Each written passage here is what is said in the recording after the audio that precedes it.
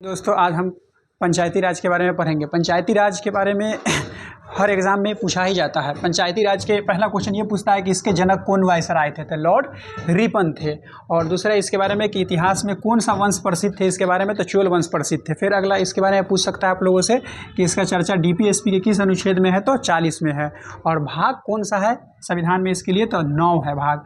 और अनुसूची कौन सा है, तो 11 है। और अनुच्छेद पूछ देगा कहाँ से कहाँ तक संविधान संशोधन के बाद इसको जोड़ा गया, तो 243 के ए से 243 के ओ तक है। फिर इसके लिए समिति कौन सी गठित हुई थी, पहला तो बलवन राय मेहता समिति गठित हुआ था, जो कुल कितने सदस्य थे, 7 सदस्य थे।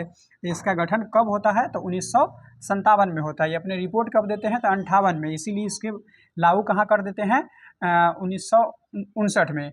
और ये बलवन राय मेहता कहाँ के सांसद थे, राजस्थान के नागौर जिला के, इसीलिए इसको लागू कहाँ किया जाता है, राजस्थान के नागौर जिला में। फिर इसके लिए समिति बनता है दूसरा ये क्या बोलते हैं, गैर कांग्रेसी सरकार बनता है 1977 में, इसीलिए इसके लिए समिति बनता है 1978 में। अशोक मेहता समिति बनता है। अशोक मेहता समिति कितना स्तरीय के सिफारिश दिए थे, तो 2 स्तरीय के। लेकिन बलवन राय मेहता कितना के दिए थे, तो 3 स्तरीय ग्राम पंचायत की सिफारिश किए थे।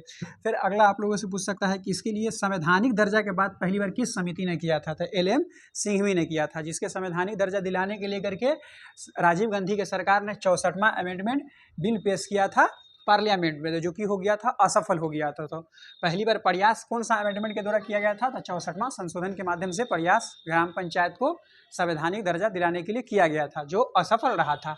उसके बाद 73वां अमेंडमेंट के द्वारा की मिला था ग्राम पंचायत को संवैधानिक दर्जा मिला था, जो कब मिला था संवैधानिक दर्जा, 1992 में। लेकिन लागू कब होता है, 24 अप्रैल 1993 के। इसी के याद में हम लोग 24 अप्रैल को पंचायती राज दिवस मनाते हैं हर साल।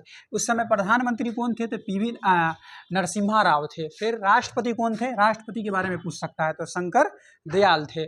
फिर इसमें कुल कितने विषय जो दिए गए थे ग्राम पंचायत को, तो 29 विषय दिए गए थे।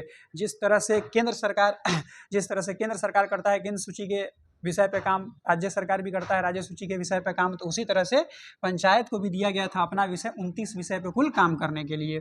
43 के ए में क्या है, तो 243 के ए में ग्राम सभा के परिभाषा दिया गया। ग्राम सभा के परिभाषा, ग्राम सभा से तात्पर्य है गांव के लोग, वे लोग जो 18 वर्ष की उम्र के हो और मतदाता सूची में नाम हो, उस सभी को की बोलेंगे, ग्राम सभा के सदस्य बोलेंगे। मतलब गांव के लोग को की बोलते हैं, ग्राम सभा बोला जाता है। और कितना वर्ष की उम्र, सभी लोग को नहीं बोलेंगे, जो 18 वर्ष प्राप्त कर चुका है और मतदाता सूची में जिसका नाम हो उसे की बोलेंगे, ग्राम सभा बोलेंगे। अब ग्राम पंचायत के गठन की चर्चा है 243 के बी में। ग्राम पंचायत के गठन का मतलब हुआ कि जिस राज्य में 20 लाख से जनसंख्या से आबादी कम है, उस राज्य में 2 ही स्तरीय लागू होगा। जहाँ 20 लाख से अधिक जनसंख्या है वहाँ 3 स्तरीय लागू होगा।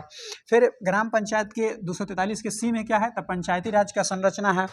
और डी में क्या है, तो पंचायत में आरक्षण है। ग्राम पंचायत में आरक्षण केवल महिलाओं के लिए नहीं है, महिलाओं के लिए है और OBC के लिए है, SC ST सभी के लिए है। महिलाओं के लिए न्यूनतम कितना अनिवार्य कर दिया गया है, तो 33%। अधिकतम राज्य की इच्छा पे है, जो बिहार सरकार पहली बार अमेंडमेंट करके 2006 में 50% दिया था। भारत में पहला ऐसा राज्य बिहार था जो 50% आरक्षण देने वाला राज्य बना था।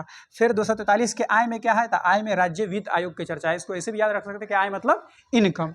तो राज्य वित्त आयोग की चर्चा कितना में है, 243 के आय में है। अगला देख लेते हैं कि ग्राम पंचायत के चुनाव कराने के लिए कौन है, तो राज्य निर्वाचन आयोग है, जिसका चर्चा है 243 के में है।